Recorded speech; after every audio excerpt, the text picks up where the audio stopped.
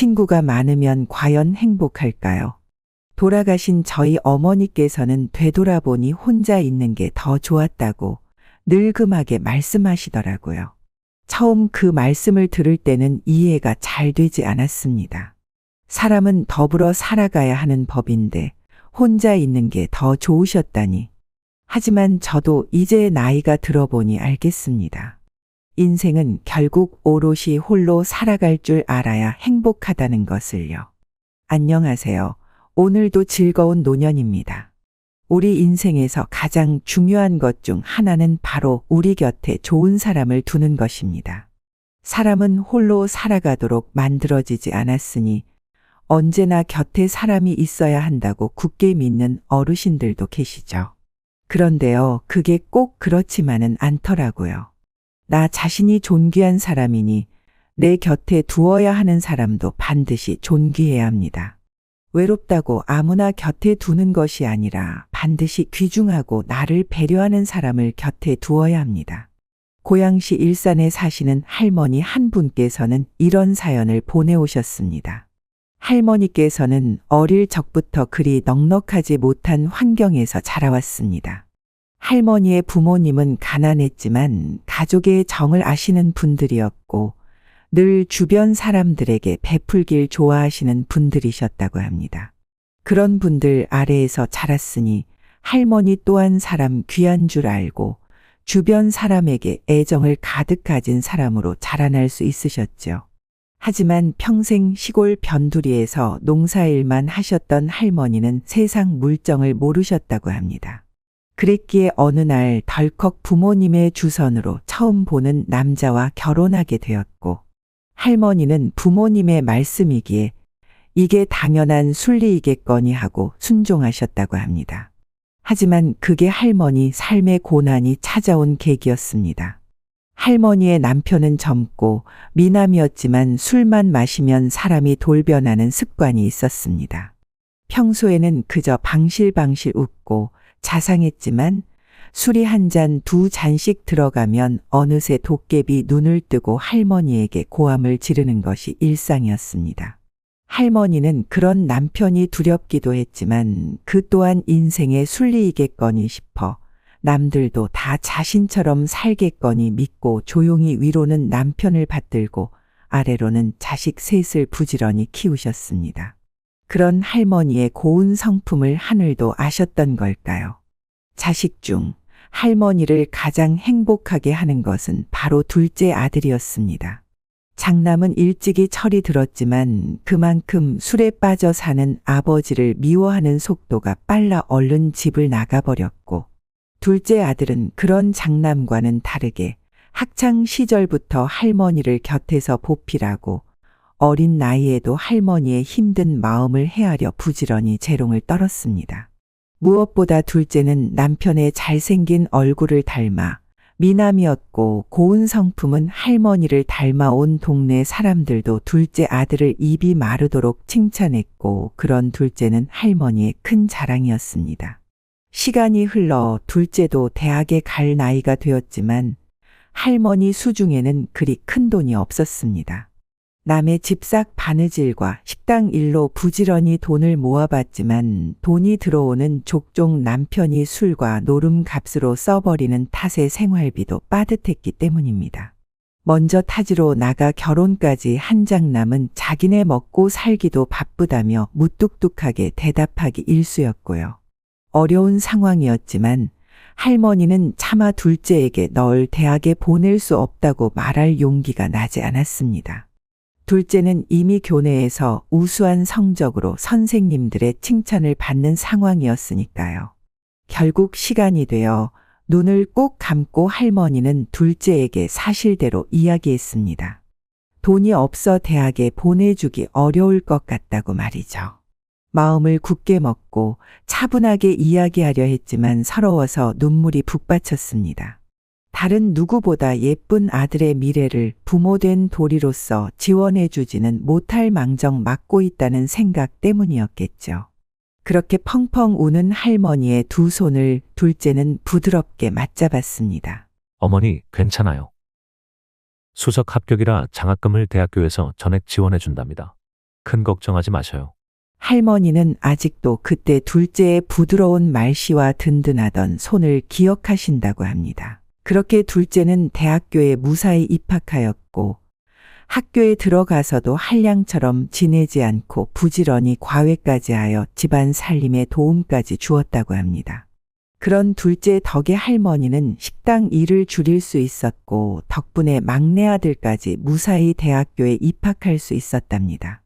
반면 장남은 그런 둘째와는 다르게 가끔 집에 얼굴이나 한번 비출 뿐이었고 그나마도 어디 가져갈 게 없나 눈에 불을 켜고 돌아다니다가 사라지기 일쑤였습니다. 할머니는 그런 장남이 밉기도 했지만 녀석 또한 내 자식이니 어쩌겠냐는 마음으로 사랑을 가득 주었습니다.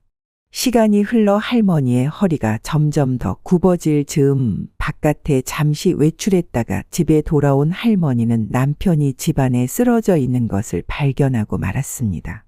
입에는 거품을 물고 있었고 급히 병원에 연락했지만 외진 시골에 구급차가 오는 걸 기다리려면 시간이 한참이나 걸릴 게 분명했습니다. 급히 동네 사람 몇에게 부탁하여 남편을 차에 태워 병원으로 향했고 의사는 급성 뇌출혈인 것 같다며 상태가 좋지 않으니 빨리 자식들에게 연락할 것을 권유했습니다. 할머니는 비록 좋은 인연이라 할 수는 없었지만 평생을 함께해온 반려자가 곧 세상을 떠날지도 모른다고 하니 겁이 덜컥 났습니다. 서둘러 병원 전화로 장남에게 몇 차례 전화를 걸어봤지만 신호만 이어질 뿐 장남은 전화를 받지 않았습니다. 어쩔 수 없이 둘째에게 전화를 하자 신호가 채 2번도 가기 전에 둘째가 전화를 받았습니다. 할머니의 목소리를 알아들은 둘째가 살가운 목소리로 답하자 할머니는 왈칵 쏟아지려는 눈물을 간신히 삼키고 자초지종을 설명했습니다. 둘째는 그러냐며 당장 병원으로 가겠다고 전화를 끊고는 정말 얼마 지나지 않아 서울에서 먼 시골 병원까지 한달음에 달려왔습니다. 곁에는 어여쁜 아가씨가 함께 있었습니다. 나중에 듣고 보니 둘째가 당시 막 교제를 시작한 아가씨였고 둘째에게 이야기를 듣고는 집안일이니 자신도 함께 가 돕겠다며 기꺼이 따라온 것이었습니다. 둘째는 할머니를 한 구석에 앉혀놓고 아가씨에게 부탁해 곁에 있게 하고는 즉시 의사와 일을 처리하기 시작했습니다. 할아버지의 위독함 앞에 어찌해야 할지 모르던 할머니는 점차 마음을 진정해 갔습니다. 얼마 지나지 않아 둘째의 연락을 받은 막내도 도착했고 장남은 아직이냐는 할머니의 물음에 둘째는 형은 일이 바쁜 모양이라고 답했습니다. 나중에 안 사실이지만 그 당시 장남은 자기 부인과 한바탕 큰 싸움을 해 모든 연락을 무시하고 술을 마시느라 연락을 받지 않은 것이었습니다. 그렇게 결국 할머니와 둘째, 셋째 그리고 훗날 할머니 둘째 며느리가 되는 아가씨와 함께 남편의 임종을 지켰고 할머니는 하루아침에 과부가 되고 말았습니다.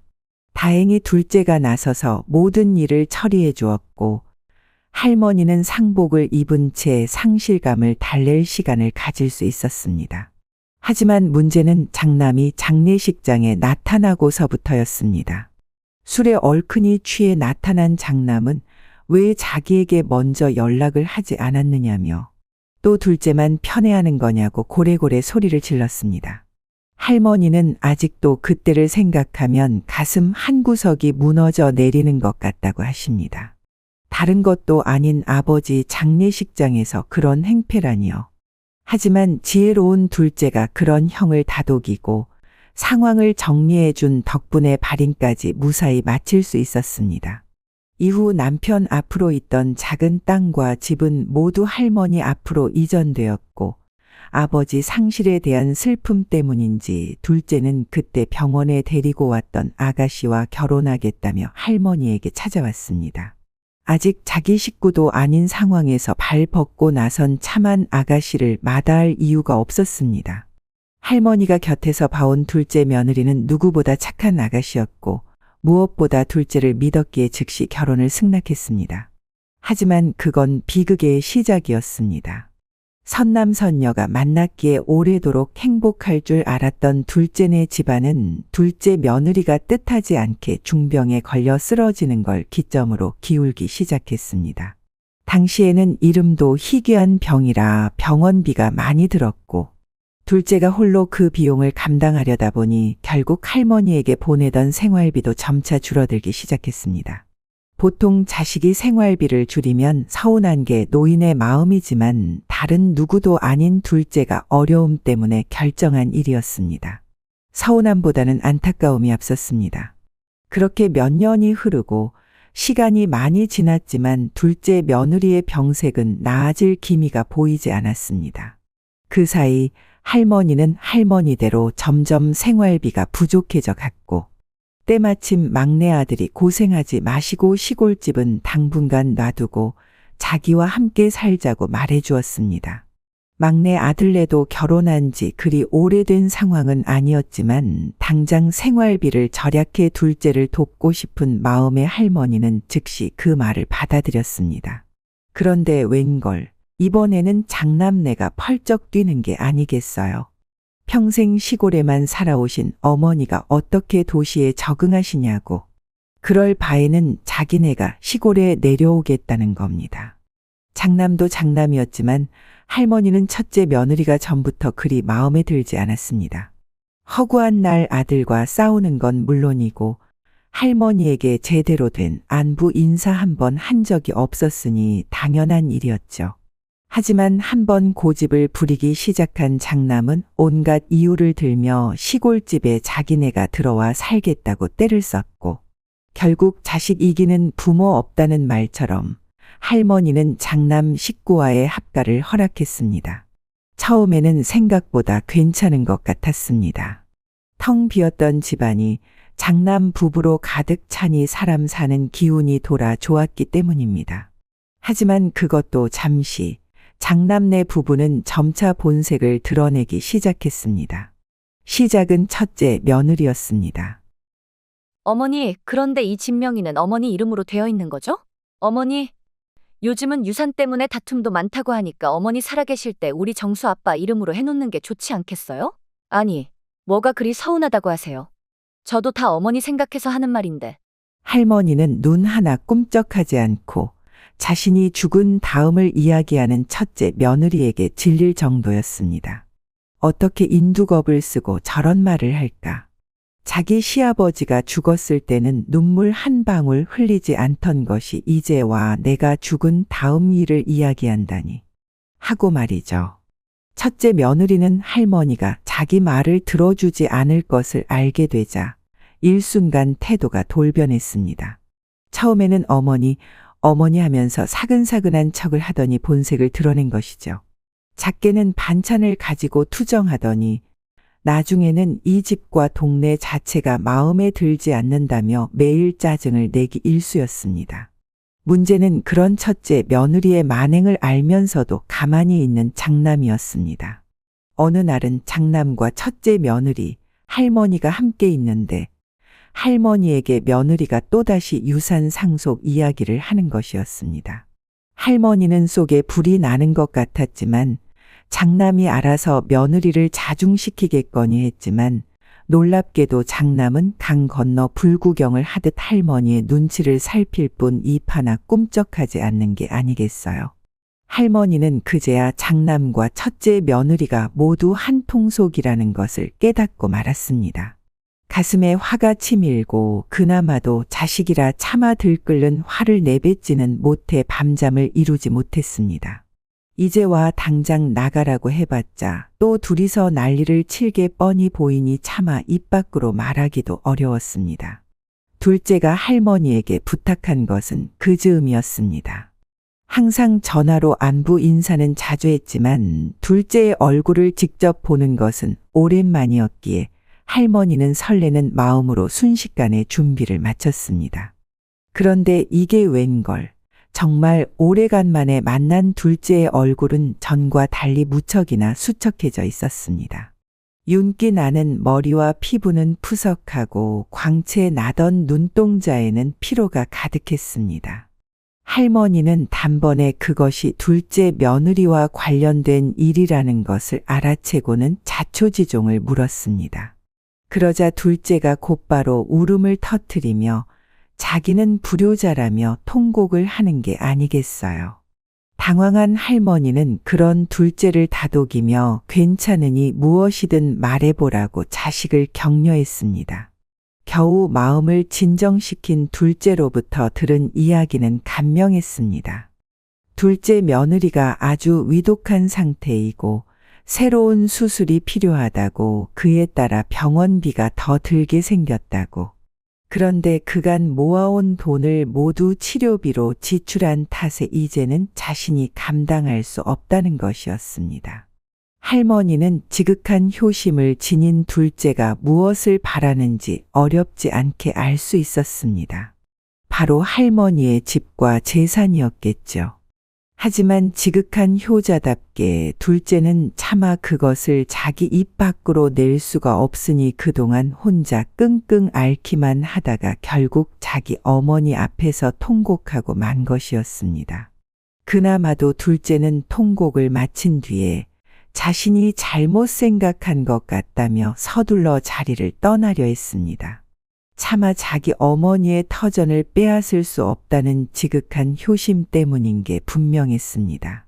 하지만 할머니는 그런 둘째의 손을 꼭 부여잡았습니다. 이제는 늙고 주름져 버린 손이었지만 그때의 할머니는 이제 힘없는 노인이 아니었습니다. 도움이 필요한 자식을 위해 결심을 굳힌 어머니였죠. 할머니는 둘째에게 긴 말하지 않았습니다.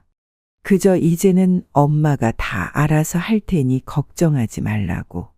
걱정하지 말고 집에 가서 몸이나 좀 챙기라고 간단하게 답을 했습니다. 할머니에게 둘째는 내 생명을 바쳐서라도 기꺼이 보듬고 싶은 자식이었기 때문입니다.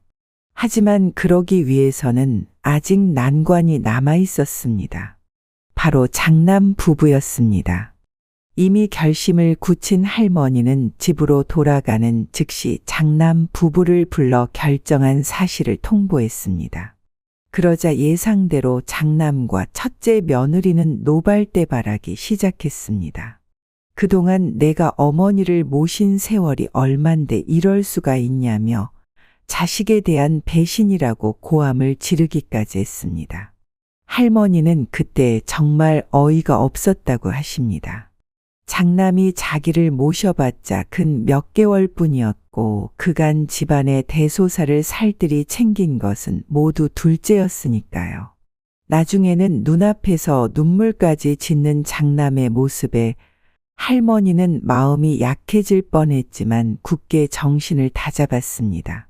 생전 처음으로 둘째가 할머니에게 한 부탁이었습니다.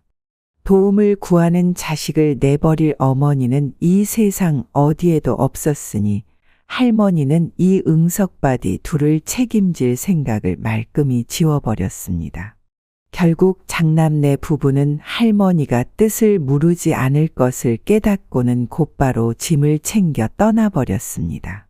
나중에 모실 사람이 없어도 자신들에게는 절대 기대하지 말라는 악담까지 남기고서 말이죠.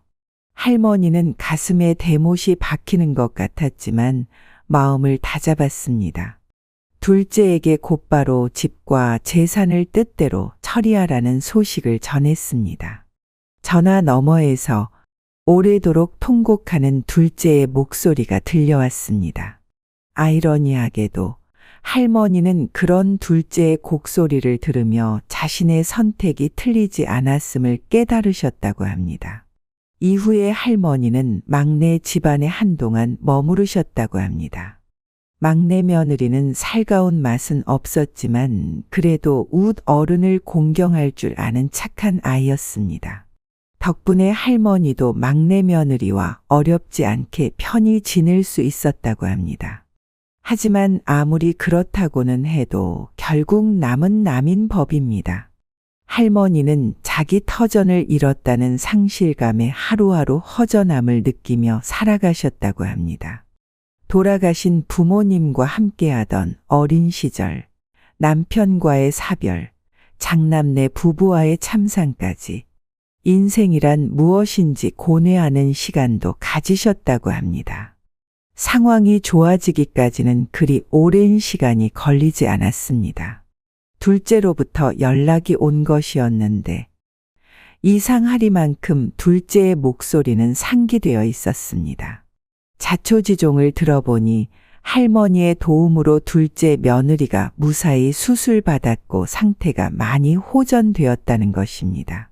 거기에 더해 해외에 있는 둘째 며느리네 친척이 상황이 어렵다는 소식을 듣고 금전 지원까지 해주어 이제는 경제적으로도 더 이상 어렵지 않게 되었다는 것입니다.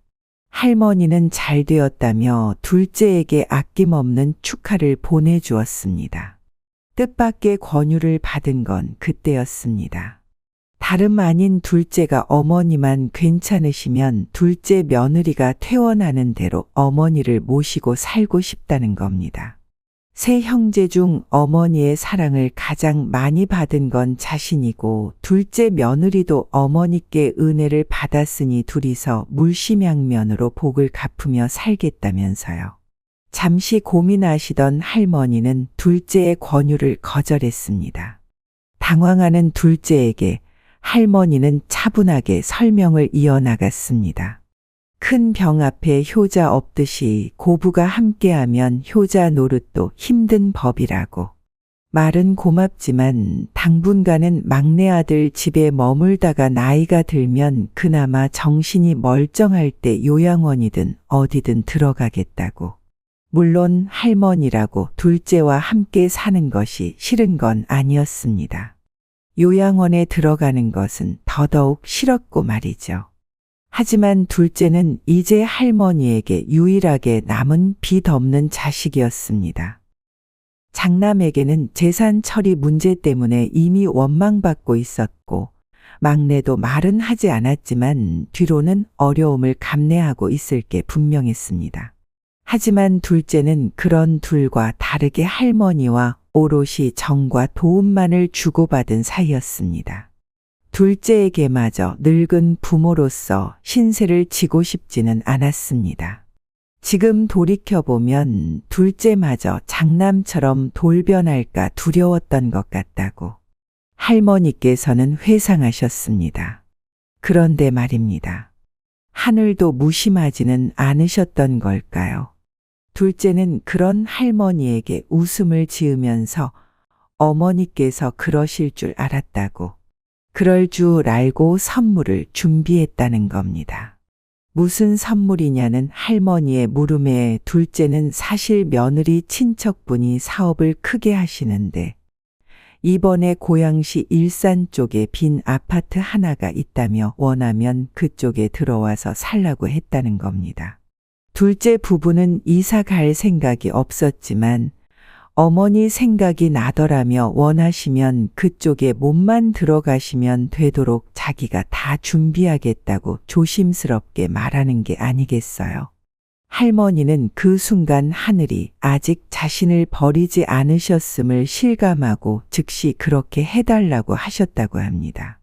지금 할머니는 일산의 신혼부부가 많이 사는 아파트 단지에 홀로 살고 계십니다. 다소 적적하더라도 아이들이 뛰노는 덕에 활기가 도는 곳이죠. 이따금 둘째와 셋째가 찾아오기는 하지만 장남은 여전히 연락 하나 없다고 합니다.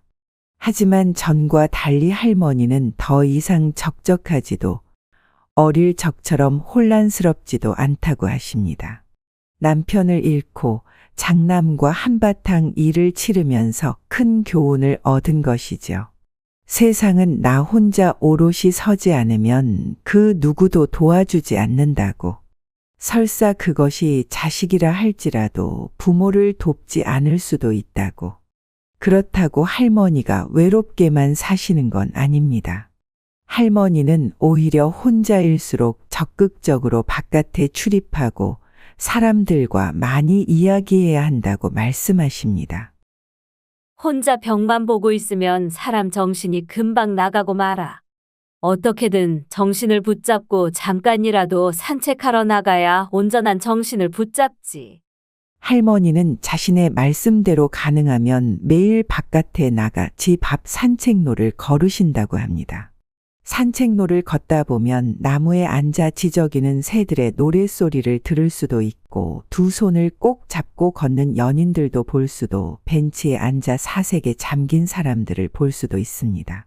할머니는 그들 모두를 하나하나 차분히 관찰한다고 합니다. 명상이나 사색이 별것 없어. 자연, 사람 보면서 차분하게 자리에 앉아서 내 생각을 하는 거지. 할머니는 사람과 자연을 통해 늘 새로운 걸 배운다고 하십니다.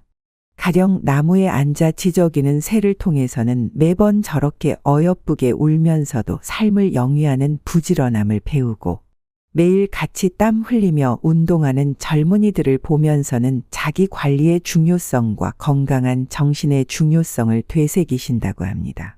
우리 할아버지가 젊었을 적에는 남부럽지 않게 미남이었어. 하지만 술을 먹더니 한 해 정신을 놓으시더라고. 할머니는 남편이 돌아가신 이후로는 술을 입에도 대지 않으신다고 합니다. 특히나 남편이 늙음하게 소변도 지리는 등 치매 기운까지 보였기에 사람에게 건강한 정신이 얼마나 중요한지 늘 되새기고 정신을 바짝 차리려고 하신다고 하더군요. 아무리 예쁜 사람도 늙으면 피부가 쭈글쭈글해지고 추해져. 눈 크고 오뚝하던 코도 다 추레해진다고. 내가 온전히 유지할 수 있는 건 바로 정신이야. 일본의 뇌과학자인 니시다케유키 박사는 나이가 드는데 아무것도 하지 않으면 뇌도 늙는다고 말합니다. 보통 사람들은 나이가 들어야만 뇌가 늙는다고 생각하지만 빠르면 30대부터도 뇌의 노화는 진행되는 게 현실입니다. 우리의 뇌가 늙었는지 간단하게 자가 진단할 수 있는 방법을 알려드리겠습니다. 자, 지금부터 자리에서 일어나서 직접 판별해 보세요. 혹시 주위에 장애물이나 다칠 만한 물건이 있다면 미리 치워놓고 진행하시기를 바랍니다. 자리에서 일어나세요. 두 발을 땅에 단단히 디딘 다음 두 눈을 감으세요. 그 상태에서 한 발로만 서서 버텨보세요. 이 상태로 30초 이상 버티면 우리의 뇌가 상당히 젊다고 볼 수 있습니다. 만약 80대인데 눈 감고 한 발로 35초 이상 서 있을 수 있다면 뇌 나이는 40대로 상당하게 젊으신 겁니다. 혹시 오래 버티지 못하셨나요? 그렇다고 속상해하실 필요 전혀 없습니다. 우리의 몸은 놀라운 힘을 지니고 있어서 우리가 원하기만 한다면 금세 놀라운 회복력을 보여주곤 하니까요. 이제부터 뇌의 노화를 늦추고 회복할 방법을 말씀드리겠습니다. 하나, 고기를 꼭 드십시오. 보통 장수하는 어르신들을 보면 하나같이 식욕이 왕성하신 경우가 많습니다. 특히 고기를 유독 좋아하시는데요. 세계 최고령자였던 일본의 기타가와 미나 씨는 100세가 될 때까지 농가에서 일하며 소고기를 즐겼다고 합니다.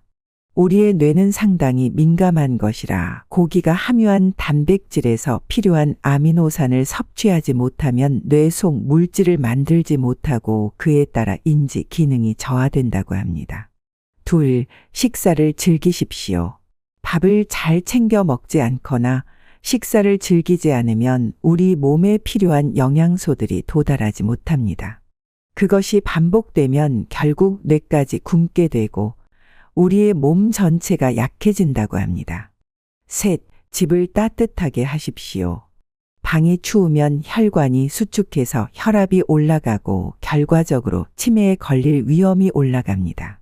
실제로 해외 대학교에서 겨울철 방 온도가 낮은 집과 5도 정도 높은 집을 비교 연구했는데 따뜻한 집에 사는 사람의 뇌 나이가 평균 10살이나 젊었다고 합니다. 넷, 메모를 시작하세요.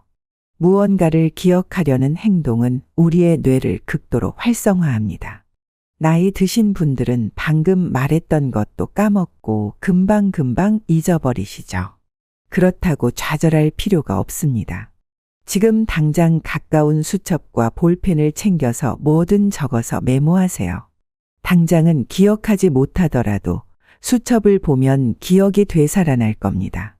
그에 따라 우리의 뇌도 함께 활성화될 수 있고 말이죠. 5. 긍정적인 말을 하세요. 피곤하다, 지친다. 이런 부정적인 표현들은 우리의 뇌를 지치게 합니다. 만약 부정적인 말씀을 하셨다면 얼른 정신을 차리고 긍정적인 말을 해보세요. 하지만 난 괜찮아. 난 아직 할 수 있어. 이 정도쯤이야. 같이 나 자신을 믿고 최대한 긍정적인 말을 자주 되뇌세요. 뇌는 우리가 마지막으로 한 말을 주로 기억하기 때문에 마지막으로 한 말이 부정적이라면 결국 부정적인 인생을 살게 될 수도 있습니다. 놀라운 인체의 힘을 믿고 계속해서 나의 뇌를 활성화하세요. 뇌 건강은 사회에서 나 스스로를 오롯이 지키기 위해 필수적인 요소입니다.